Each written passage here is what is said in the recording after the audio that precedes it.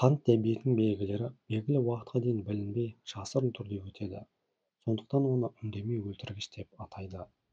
Ауруды ерте кезеңде анықтау және уақытылы емдеу жүйке жүйесінің, бүйректің, көздің зақымдалуын, перифериялық қан тамырлармен қамтамасыз етудің бұзылуын, сондай-ақ жүктілік кезіндегі асқынулармен байланысты болуы мүмкін көптеген ауыр асқынулардың алдын алуға көмектеседі.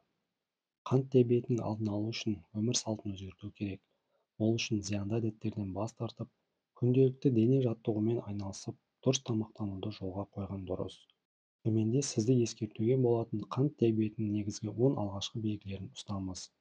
Бірінші, көп мөлшерде және жиі зәр шығару. Қант диабетінің алғашқы белгілерінің бірі полиурия. Егер сіз жиі зәр шығаруды және зәр көлемінің айтарлықтай ұлғаюын байқасаңыз, әсіресе түнгі уақытта, бұл эндокринолог дәрігеріне қаралу үшін маңызды сигнал.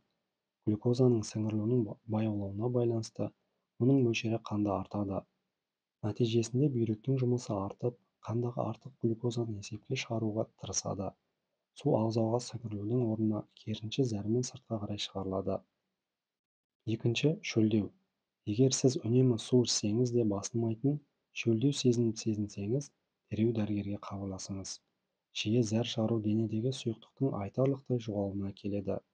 Шөлді тәтті сусындармен қандырған кезде қандағы қант деңгейі жоғарылайтынын және шөлдеуіңіздің арта түсетінін ескеріңіз. Сондықтан тәтті сусындарды қолданбаңыз. Үшінші, тоймайтын аштық сезімі. Денедегі зат алмасу процестерінің бұзылуына байланысты адам үнемі аштық сезімін сезінуі мүмкін.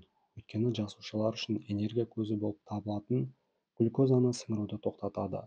Салдарынан ағзаға энергия көзін алатын басқа жолдарды іздей бастайды. Адам қанша тамақ жесе де өзінің аштық сезімін баса алмайды. Артық тамақтану қандағы қант деңгейін одан әрі жоғарылата береді. Төртінші, қайталанатын инфекциялық аурулар.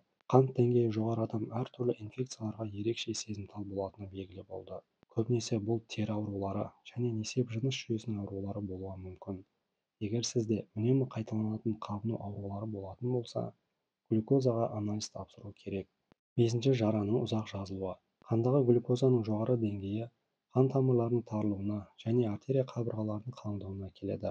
Бұл тіндердің қанмен қамтамасыз етілуін, олардың оттегімен және қоректік заттармен қамтамасыз етілуін нашарлатады. Нәтижесінде денеде кесілген жерлерді, жараларды, тіпті қарапайым сызаттарды емдеуге ұзақ уақыт кетеді. Алтыншы, түсініксіз салмақ қосу және жоғалту. Артық салмақ та, оның нақты себептерсіз жоғалу да қант диабетінің дамуы туралы сигнал болуы мүмкін. Бұл жағдайда салмақ жоғалту, глюкозаны сіңіре алмау немесе жиі зәр шығару салдарынан шамадан тыс су жоғалтуға байланысты болуы мүмкін. Дене бұлшықеттердегі ақуыздың көмегімен инсулиннің жетіспеушілігін өтейді. Әдетте мұндай жағдайда адамдар салмағын күрт жоғалтады. Сонымен қатар салмақтың артуы инсулинге төзімділік болғанда болады. Жетінші, шаншу, күйдіру, ұю сезімі. Мұндай сезімталдық бұзылыстары қант диабеті кезінде де кездеседі. Өйткені қанмен қамтамасыз етілудің нашарлауы жүйке импульстарының өткізгіштігінің өзгеруіне әкеледі. Бұл кейіннен жүйке жүйесіне қауіпті зақым келтіруі мүмкін. Мысалы, перифериялық диабеттік нейропатия. Сегізінші, бұлшықет әлсіздігі және созылмалы шаршағыштық. Қант диабетінің жиі кездесетін белгілерінің бірі созылмалы шаршағыштық. Инсулин глюкозаны жасушаларға жеткізбейді. Нәтижесінде ағза өзіне қажетті мөлшердегі калорияны ала алмайды. Сонымен қатар, жеткіліксіз қан айналымы жасушаларды қоректік заттар мен оттегінің толық жиынтығынан айырады. Салдарынан жақсы ұйқыдан соң да үнемі әлсіздік сезіледі. Тоғызыншы, терінің құрғауы және қышуы. Қандағы глюкоза деңгейінің жоғарылауы тер және май бездерінің дисфункциясын тудырады. Адамның терісі сезімтал және құрғақ болады. Терінің қорғаныш тосқауылының төмендеуіне байланысты токсиндер мен аллергендер және инфекциялар теріге оңай енеді. Көптеген жағдайларда қышу құрғақ терінің немесе саңырауқұлақ инфекциясының нәтижесі болып табылады. Кейбір жағдайларда қант диабетіне шалдыққан адамдарда теріде қара дақтар пайда болады. Оныншы, көрудің нашарлауы. Сізге заттарды көру, бәрі көз алдыңызда қалқып тұратын болса, сіз өзіңізді тұманда жүргендей сезінсеңіз және көру қабілетіңіз бірден нашарлап кетсе, онда бұл белгілер қандағы қанттың жоғары деңгейін көрсетуі мүмкін.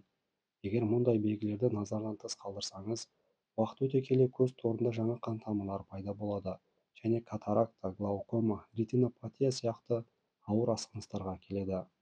Өз денсаулығыңызды күтіңіз. Егер сізде аталған белгілердің біреуі болса да, дәрігермен кеңесіңіз. Құрметті достар, келесі кездескенше сау саламатта болыңыздар.